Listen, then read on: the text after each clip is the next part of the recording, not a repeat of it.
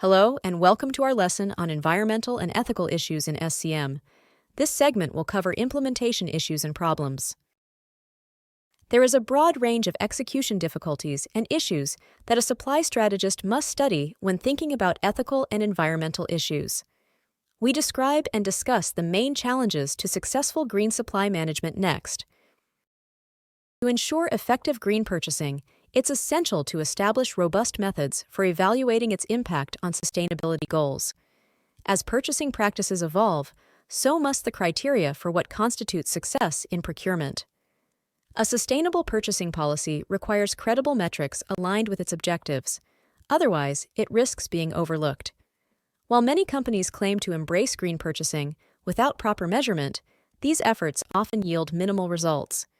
Merely mandating vendors to demonstrate environmental progress means little if assessment criteria prioritize cost savings over sustainability achievements. Addressing this challenge involves considering the broader competitive implications of environmental improvements, such as quality enhancements, supply chain continuity, and total cost of ownership.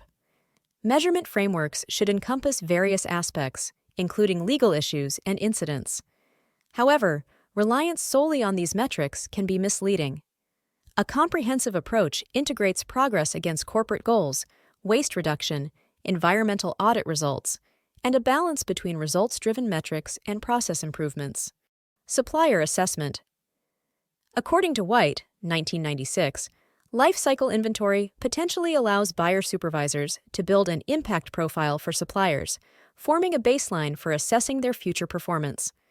A second technique, used by the British DIY retailer B&Q, is based on supplier management practices.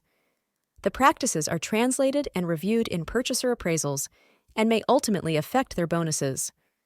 Once a general profile of the leading players in the supply base has been made, however, suitable actions must be indicated to deal with the information received. There is little point in setting up such an activity if plans for what to do with the facts and information do not exist. A useful exercise would be to analyze all supply sources, integrating environmental concerns with normal commercial analysis. An approach to this may be to create existing tools of the supply chain to incorporate environmental considerations. For instance, Krolik's supply positioning matrix accepts an approach of portfolio to the market, traditionally based on a categorization of items according to the value added through product line, the percentage of bought products in total costs, and their impact on a firm's profitability. The market complexity depends on the scarcity of supply, the pace of parts, components and materials replacement, technology, and oligopoly or monopoly conditions. This can be extended to add a third dimension for environmental costs in every industry. This is the end of this segment of our lesson. In the next segment, we shall discuss senior leadership commitment. This course is presented to you by South Europe College. Thank you for listening, and see you on our next segment.